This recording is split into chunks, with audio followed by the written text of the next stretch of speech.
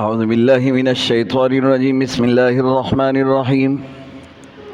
سیقول السفہاء من الناس ما ولاہم عن قبلتہم التي كانوا علیہا قل للہ المشرق والمغرب یہدی من یشاء الی صراط مستقیم۔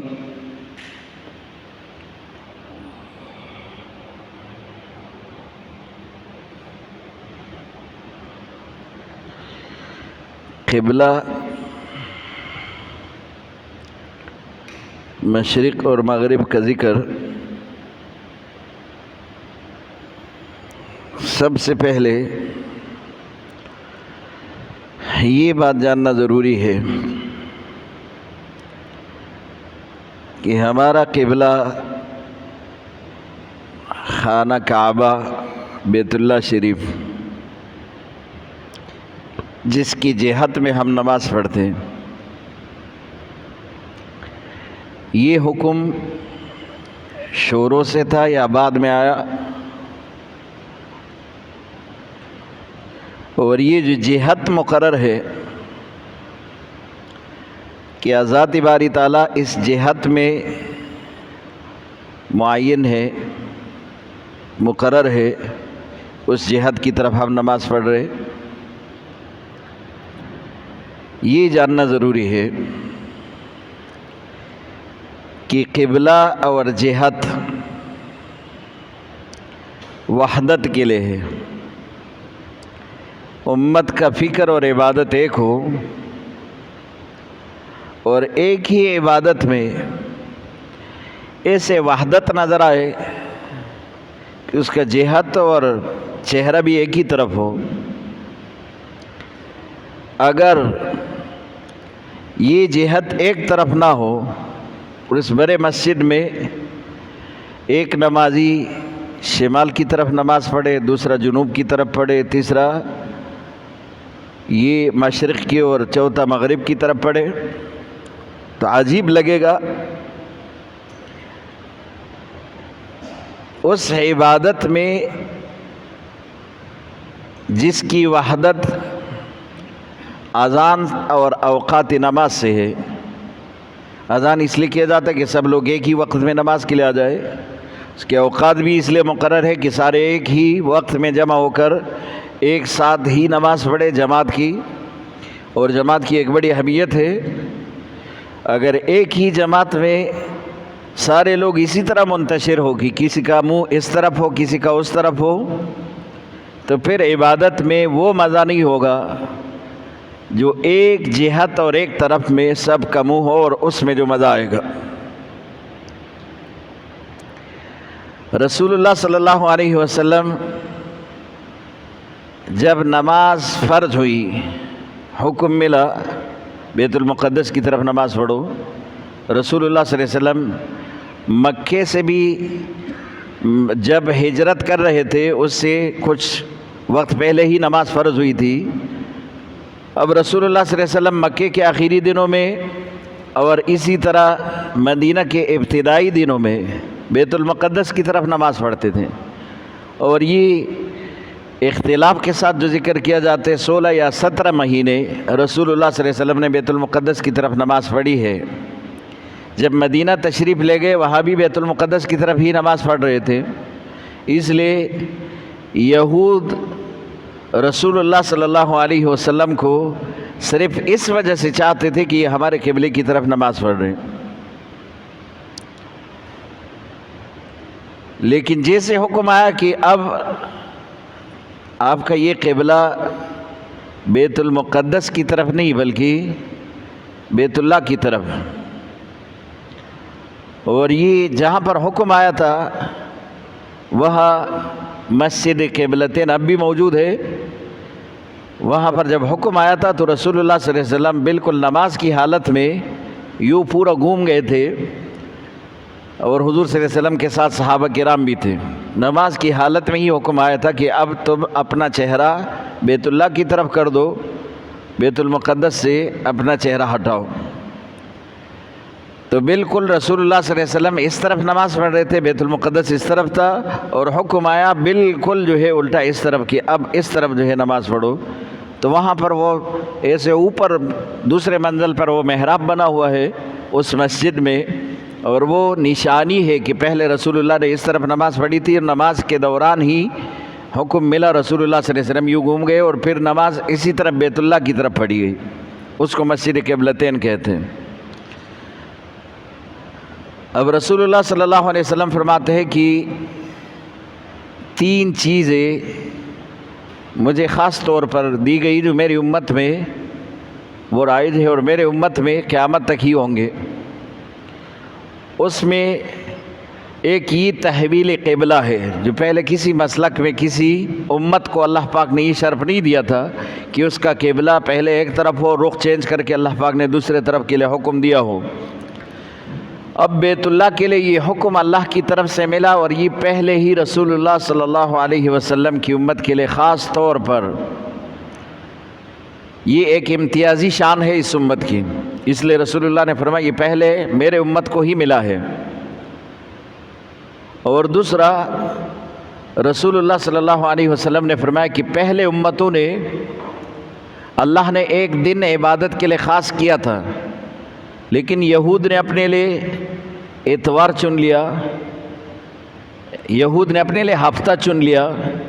اور نصرانی عیسائیوں نے اپنے لیے اتوار چن لیا تھا۔ وہ اتوار کو خاص عبادت کرتے تھے، عبادت کے لیے یہ دن خاص کیا تھا، اور یہود ہفتے والا دن خاص طور پر عبادت کرتے تھے، اس کو خاص کیا تھا۔ لیکن اللہ پاک نے ایک دن تمام دنوں میں سے، یہ دن تو اللہ نے بنائے، تو دن اللہ نے جو منتخب کیا تھا وہ جمعے کا دن تھا۔ اب جمعہ ان کے نصیب میں نہیں آیا، نہ یہود کے نہ نصارہ کے، اور یہ جمعہ انعام کے طور پر اس امت کو ملا ہے، تو یہ امت کا وظیفہ ہے اور یہ امت کا انعام ہے اللہ کی طرف سے، اور یہ اللہ کا قانون ہے۔ ویسے ہفتے کے 7 دن اللہ کے ہیں، اللہ نے ہی مقرر کیے، جمعرات بھی اللہ نے بنایا، بدھ بھی اللہ نے بنایا، جمعہ بھی اللہ نے بنایا، لیکن جمعے کو 7 دنوں کا سردار بنایا۔ اب 7 دن ہے، اس میں اللہ پاک نے سب سے زیادہ فضیلت اور سب سے زیادہ شرافت جمعے کو دی ہے، اور یہ اللہ کا قانون ہے، کیونکہ یہ کتابیں بھی تو سارے اللہ پاک نے ہی بھیجی ہے۔ تورات بھی اللہ کا بھیجا ہوا کتاب، انجیل بھی اللہ کا بھیجا ہوا کتاب، زبور بھی اللہ کا بھیجا ہوا کتاب، لیکن اللہ پاک نے یہ سرداری اور یہ عظمت اللہ نے قرآن کو دیا کہ اس کو سردار بنایا تمام کتابوں کا۔ اب اگر آپ غور کریں، ہر چیز میں ایسا ہے، 12 مہینے ہیں سال میں، یہ اللہ نے بنائے، یہ 12 مہینے کسی انسان نے نہیں بنائے، اللہ نے بنائے۔ اب ان 12 مہینوں میں ایک مہینے کے بارے میں اللہ نے خود ہی فرمایا کہ یہ مہینہ میرا ہے اور اس کا اجر میں خود ہی دیتا ہوں، وہ رمضان ہے۔ تو گویا کہ رمضان ان 12 مہینوں کی 12 مہینوں کا سردار ہے، قرآن تمام کتابوں کا سردار ہے، جمعہ تمام دنوں کا سردار ہے، اور اسی طرح کتنی امتیں آئی ہے آدم علیہ السلام سے لے کر رسول اللہ تک، ہر امت کو اللہ پاک نے پیدا کیا، ہر نبی کو اللہ پاک نے بھیجا، لیکن اس میں ایک امت کو اللہ پاک نے خاص کر دیا اور ان کو تمام امتوں کا سردار بنایا جو امت محمد ہے، یہ بھی تو اللہ پاک نے کیا۔ اور اسی طرح 1,24,000 انبیاء ہے، یہ سارے کے سارے اللہ پاک نے بھیجے اور یہ اللہ ہی کی طرف سے مرسل ہے، لیکن ان تمام انبیاء کا سردار رسول اللہ کو بنایا تو یہ اللہ پاک نے ہی منتخب کیا، اللہ ہی کا انتخاب ہے۔ اب دنیا میں جتنے بھی مساجد ہیں یہ سب اللہ کے گھر ہے، لیکن بیت اللہ کو ان تمام گھروں کا اسی طرح سردار بنا، یہ اللہ پاک نے انتخاب کیا کہ بیت اللہ میں ایک نماز 1,00,000 کا ہے جو باقی کسی مسجد میں ایسا نہیں ہے، تو یہ اللہ پاک نے ہی بیت اللہ کو یہ مقام دیا ہے۔ تو رسول اللہ صلی اللہ علیہ وسلم نے فرمایا کہ میری امت کا جو دوسرا خاصیت ہے وہ جمعے کا دن ہے، یہ اللہ نے تمام دنوں کا سردار بنایا تھا، لیکن بنی اسرائیل نے خود اپنے لیے منتخب کیا، یہود نے ہفتے والا دن انتخاب کیا، اور نصرانی عیسائی جو ہے وہ اتوار والا دن انتخاب کر کے اپنے لیے منتخب کیا، اس میں عبادت کرتے، اور جمعے کا یہ دن رہ گیا تھا جو اللہ پاک نے خاص طور پر اسی امت محمدی کو انعام کے طور پر دیا ہے۔ یہ دنوں کا سردار ہے۔ بالکل اسی طرح ایک انعام اور اس امت پر کی ہے جو رسول اللہ فرماتے ہیں کہ پہلے امتوں میں یہ چیز نہیں تھی، جیسے ولضالین کے بعد ہم سب مل کر آمین کہتے، یہ آمین کسی مسلک کے لیے نہیں تھا، کسی امت کے لیے نہیں تھا، یہ صرف ہمارے امت کا خاص وظیفہ ہے۔ تو رسول اللہ نے فرمایا کہ مجھے یہ 3 چیزیں خاص طور پر دی گئی اور یہ میرے امت کے لیے دی گئی ہے۔ ایک یہ قبلہ، تحویل قبلہ جو کہ بیت المقدس سے بیت اللہ بنا، اور دوسرا جمعے کا دن جو اللہ پاک نے خاص طور پر میرے امت کے لیے ایک شرافت اور فضیلت اور عظمت والا دن بنا، اور تیسرا یہ آمین جو نماز میں ہم ایک ساتھ آمین کہتے ہیں، یا ہر نمازی جب انفرادی طور پر بھی کہتا ہے ولضالین تو اس کے بعد کہتے ہیں آمین، یہ خاص وظیفہ ہے جو اس امت کو دیا۔ آمین مانا میرا یہ تمام عبادت قبول ہو، میرا یہ تمام عبادت قبول ہو، تو یہ اللہ پاک نے اس امت کو خاص طور پر دیا ہے۔ دوسری بات کہ اللہ نے جو قبلے کا انتخاب کیا، پہلے بیت المقدس تھا اور پھر بیت اللہ تھا، تو مکے کے مشرک بھی خیال کرتے تھے کہ ہم بھی تو بیت اللہ کے ہی پجاری ہے، لیکن بیت اللہ کے اندر بت رکھے ہوئے اس کے پجاری ہے، اس کی عبادت کرتے، تو یہ لوگ بھی تو بیت اللہ کی عبادت کرتے ہیں۔ بیت اللہ کا یہ 4 کونے والا جو یہ بنا ہوا ہے، اس کی عبادت کرتے، 4 دیواری کی۔ اگر ہم بت پرست ہے تو یہ مسلمان بھی تو کعبہ پرست ہے، یہ بھی تو کعبے کی عبادت کرتے، تو اب اللہ پاک نے بیت اللہ سے قبلہ بیت المقدس کر دیا کہ تم بیت اللہ کی طرف نہیں پڑھو، بیت المقدس کی طرف پڑھو۔ ادھر یہود کہنے لگے کہ یہ تو ہمارا ہی قبلہ ہے، اور رسول اللہ صلی اللہ علیہ وسلم نے صرف ہمارے ہی قبلے کا انتخاب کیا، لیکن رسول اللہ صلی اللہ علیہ وسلم کے دل میں خود اپنا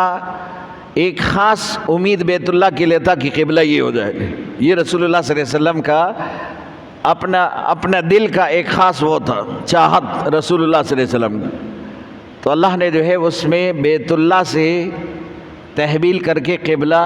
وہ بیت المقدس سے تحویل کر کے بیت اللہ بنایا، اور اس میں یہ اشارہ مل گیا کہ مسلمان کعبہ پرست نہیں۔ جب اللہ کا حکم تھا بیت اللہ کی طرف، بیت المقدس کی طرف پڑھو، تو مسلمانوں نے بیت المقدس کی طرف پڑھا۔ اب اللہ کا حکم آیا کہ بیت اللہ کی طرف پڑھو، تو یہ اللہ کے حکم کے تابع ہے، یہ نہ بیت المقدس کے تابع اور نہ جو ہے اسی طرح بیت اللہ کے۔ اب اگر اللہ کا حکم بیت اللہ کے لیے ہے تو ہم کہتے ہیں یہ حکم بیت اللہ کو جو شرف ملا ہے اللہ کے حکم کی وجہ سے ملا ہے، اور حکم یہ ہے کہ یہ تمہارا قبلہ ہے، تو ہم بیت اللہ کی طرف نماز پڑھ رہے۔ پہلے حکم یہ تھا کہ بیت المقدس تمہارا قبلہ ہے، تو ہم بیت المقدس کی طرف، ہم اس امر اور حکم کے اتباع کرتے جو اللہ پاک نے پہلے بیت المقدس کے لیے نازل فرمایا اور بعد میں بیت اللہ کے لیے نازل فرمایا۔ اب قیامت تک بیت اللہ ہی قبلہ ہے جس کی طرف منہ کر کے ہم نماز پڑھ رہے۔ اب یہ نہیں کر سکتے کوئی آدمی کی کبھی جو ہے بیت اللہ کی طرف پڑھے، کبھی بیت المقدس۔ یہ بیت اللہ کا یہ سمت اب ہمارے لیے مقرر ہوا، اب اس جہت کی طرف ہم نماز پڑھ رہے، لیکن ہم کعبہ پرست نہیں، اس 4 دیواری کی عبادت نہیں کرتے،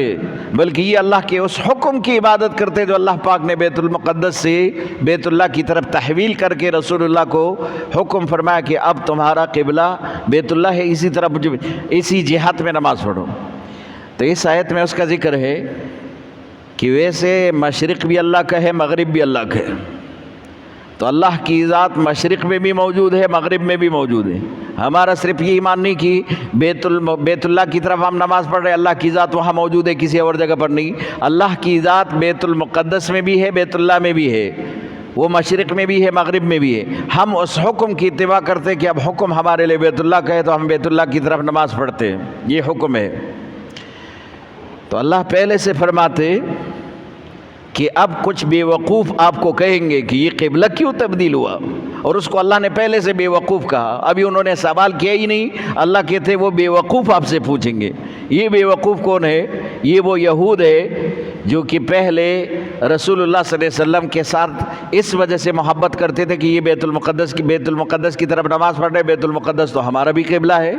لیکن جیسے رسول اللہ نے بیت اللہ کا حکم دیا تو یہود اس کے دشمن بن گئے کہ اس کا تو قبلہ ہی تبدیل ہوا، اور یہ کیسے پیغمبر ہے کہ ایک دن ایک طرف نماز پڑھتے ہیں، دوسرے دن دوسری طرف؟ تو اللہ نے پہلے سے اس کا جواب دیا، سَيَقُولُ السُّفَهَاءُ، ان قریب کہیں گے ایسے بے وقوف لوگ، من الناس، لوگوں میں سے، ما وَلَّاهُمْ عَنْ قِبْلَتِهِمُ الَّتِي، کس چیز نے پھیر دیا ان کو اس قبلے سے، كَانُوا عَلَيْهَا، جو اس سے پہلے اس پر تھے، یہ کس چیز نے پھیر دیا اس کو، اس کا منہ کس چیز نے پھیر دیا اس طرف کہ پہلے جس طرف نماز پڑھ رہے تھے؟ قل، آپ کہہ دیجئے، للہ المشرق والمغرب، اللہ ہی کے لیے مشرق اور مغرب ہے، یہدی من یشاء الی صراط مستقیم، اللہ اس کو ہدایت دیتا ہے جس کو اللہ چاہے، اور اسی کو صراط مستقیم دکھلاتے، اس کو صراط مستقیم پر چلاتے، یہ اللہ کا، یہ بھی غور کرو، یہدی من یشاء الی صراط مستقیم، کہ ہدایت پیغمبر کے ہاتھ میں بھی نہیں، یہ اللہ کے ہاتھ میں، اور اللہ جس کو چاہے ہدایت دے، پیغمبر جس کو چاہے ہدایت دے نہیں سکتا، پیغمبر سبب ہدایت ہے، پیغمبر راہ ہدایت ہے، پیغمبر ہدایت کا راستہ دکھاتا ہے، ہدایت کا راستہ بتلاتا ہے، ہدایت اللہ سے مانگتا ہے، لیکن پیغمبر کسی کو خود اپنی طرف سے ہدایت دے نہیں سکتا، اور یہ بات بعض لوگوں کو بہت مشکل لگ رہی ہے، وہ کہتے کیسے پیغمبر تو صاحب اختیار ہے، اس کے پاس تو اختیار ہے، وہ کیسے ہدایت نہیں دے سکتے؟ اور بعض لوگ اس پر جھگڑتے کہ پیغمبر کیسے ہدایت نہیں دے سکتا، وہ تو ہدایت کا سر چشمہ ہے۔ تو آپ اس کو جواب دے سکتے ہیں، پیغمبر کی کتنی چاہت تھی اپنے چچا کے لیے، جا کے آخر میں یہ کہا، چچا میرے کان میں ایک دفعہ تو کہو لا الہ الا اللہ محمد الرسول اللہ، تاکہ کل قیامت کے دن میں تیرے لیے گواہی تو دو، میرے کان میں آہستہ سا یہ کلمہ پڑھو۔ تو چچا نے کیا کہا، مجھے آگ قبول ہے لیکن شرم قبول نہیں کرتا۔ پھر یہ کفار کہیں گے کہ یہ تو جہنم سے ڈر گیا، آگ سے ڈر گیا آخری وقت میں اس لیے کلمہ پڑھا، مجھے آگ قبول ہے لیکن شرم قبول نہیں، یہ اس نے کہا تھا۔ اب ہمارے زمانے میں بھی بعض لوگ ابو جہل سے کم نہیں ہے، ان کا بھی یہ خیال ہوتا ہے۔ ہمارے علاقے میں ایک آدمی ایک ایکسیڈنٹ میں معذور ہوا تھا، اس کا یہ کمر بالکل تختہ ہو گیا تھا، بس معذور تھا۔ تو ہمارے ایک بہت قریبی رشتہ دار چچا زاد ان کے پاس گئے تھے، ان کو یہ کہا کہ اب تو سنتی رسول رکھو، داڑھی رکھو، اب تو ایسا کرو کہ نماز کی طرف متوجہ ہو جاؤ، اب تو اس سے اور کیا امتحان آ سکتے، آپ معذور ہو گئے، اس ویل چیئر پر آپ کا یہ کمر تختہ ہو چکا ہے۔ کہنے لگے کہ جب میں نے اپنے جوانی میں داڑھی نہیں رکھی، اب لوگ کہیں گے کہ یہ موت سے ڈر گیا اس لیے داڑھی رکھی، اس لیے میں ابھی نہیں رکھ سکتا یہ داڑھی۔ یہی تو ان لوگوں نے کہا تھا، یہی بات تو رسول اللہ کے چچا نے کہی تھی کہ لوگ پھر کہیں گے کہ یہ موت سے ڈر گیا اس لیے اس نے کلمہ پڑھا،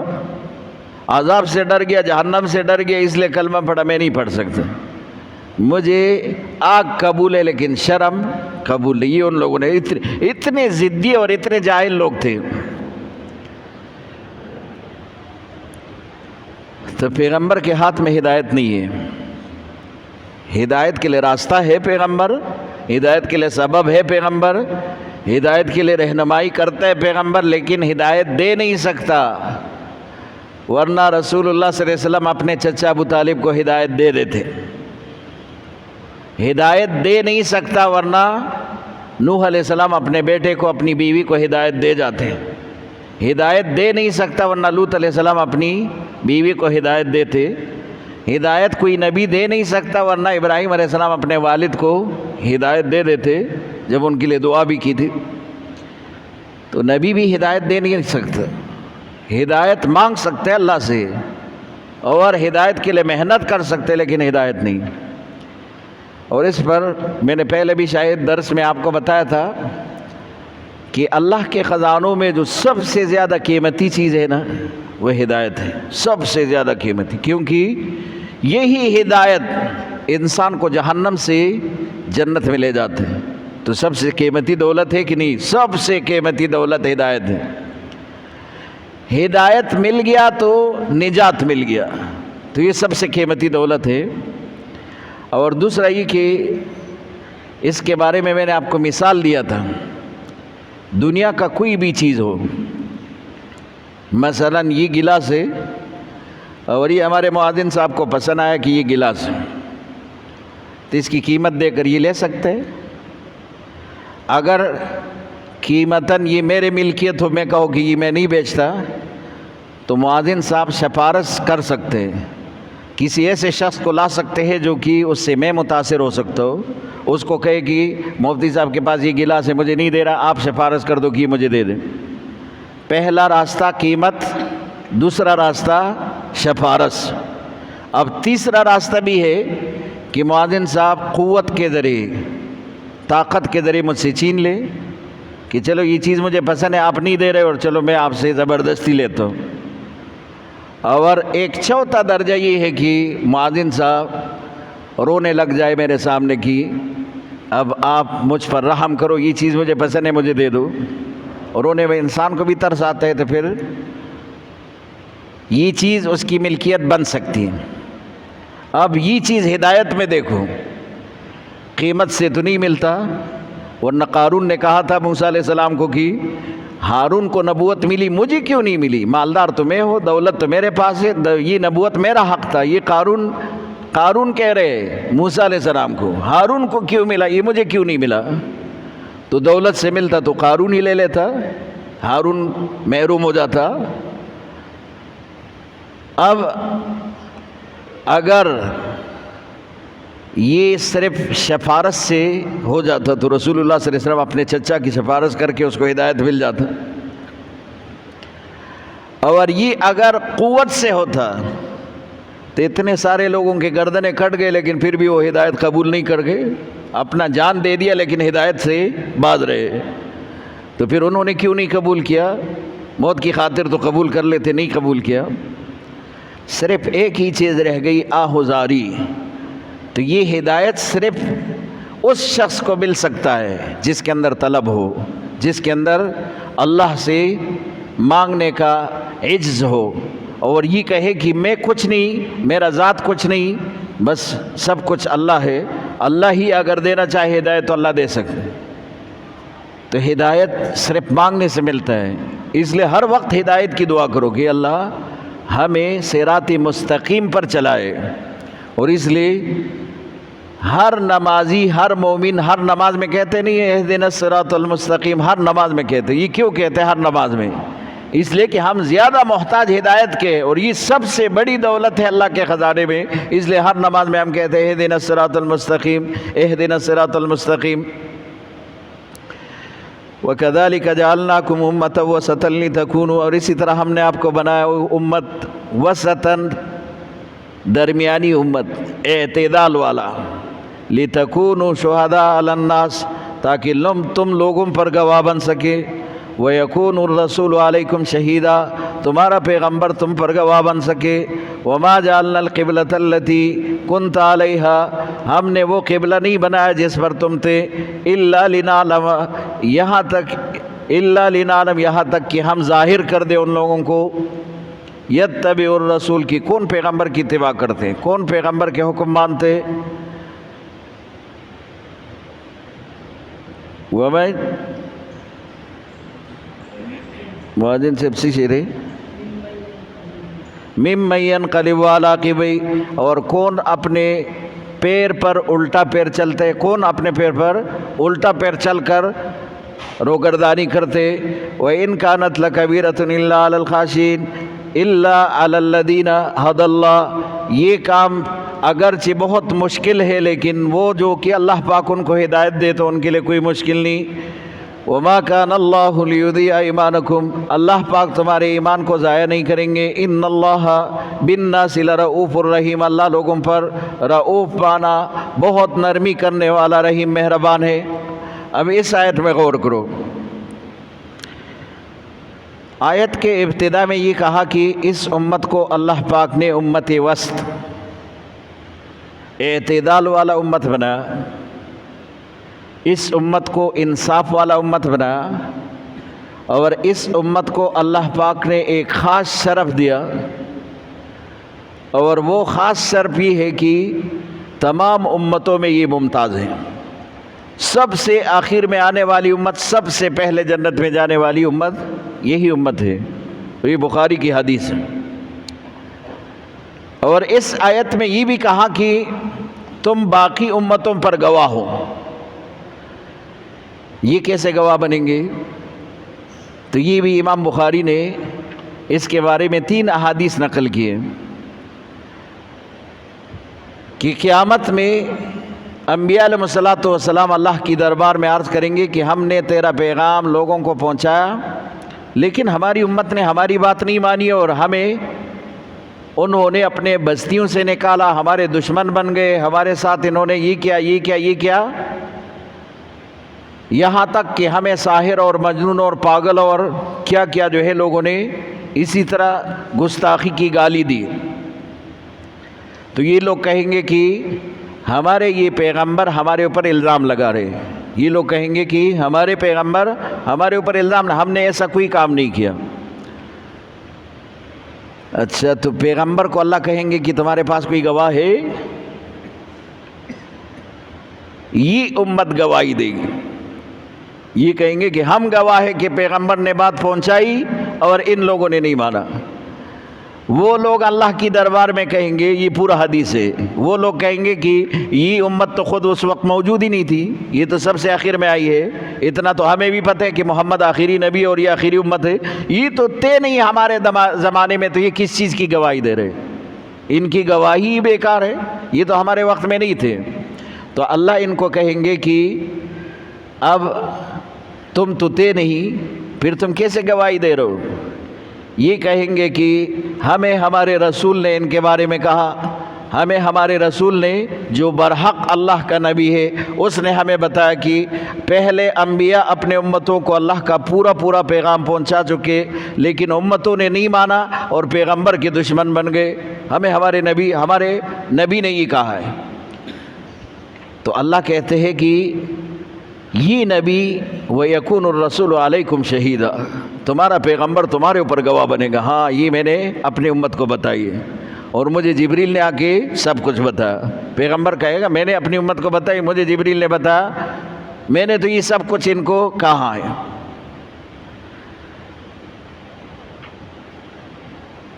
اور اس آیت میں آخر میں یہ کہا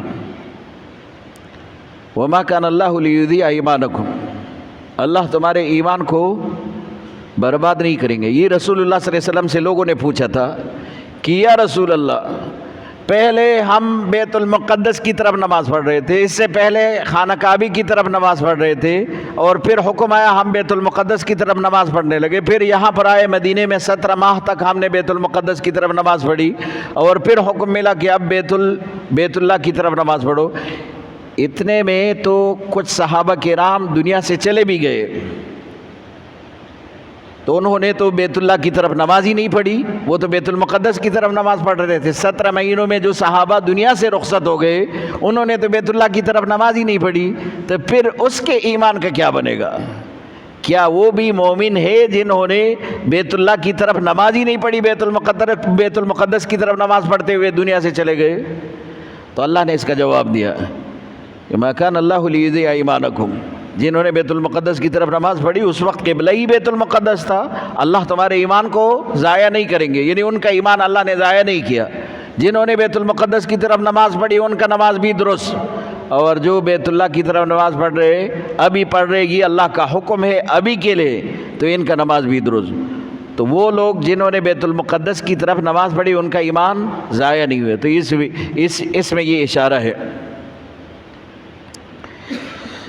وَكَذَلِكَ جَعَلْنَاكُمْ أُمَّةً، اسی طرح ہم نے آپ کو بنایا امت، وسطاً درمیانی امت، لِتَكُونُوا شُهَدَاءَ تاکہ تم گواہ بن جاؤ علی الناس لوگوں پر، یعنی باقی امتوں پر، وَيَكُونَ الرَّسُولُ اور تمہارا پیغمبر ہو جائے، علیکم شہیدہ تم پر گواہ، وَمَا جَعَلْنَا الْقِبْلَةَ الَّتِي كُنْتَ عَلَيْهَا ہم نے قبلہ نہیں بنایا جس پر تم قائم تھے، إِلَّا لِنَعْلَمَ مگر کہ ہم ظاہر کریں مَن يَتَّبِعُ الرَّسُولَ کون پیغمبر کی اتباع کرتے، کون پیغمبر کی بات مانتے،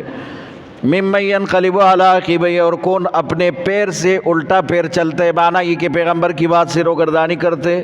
وَإِن كَانَتْ لَكَبِيرَةٌ یہ کام اگرچہ مشکل ہے، إِلَّا مگر مشکل نہیں علی الذین ان لوگوں کے لیے ہدی اللہ جن کو اللہ نے ہدایت دی، ان کے لیے کوئی مشکل نہیں، جن کو اللہ نے ہدایت دی وہ بات مانیں گے۔ وما كان اللہ لیضیع ایمانکم اللہ نہیں کہ تمہارا ایمان ضائع کر دے، ان اللہ بالناس لرؤوف الرحیم اللہ ہی لوگوں کے لیے بہت نرمی کرنے والا مہربان رب ہے۔ وآخر دعوانا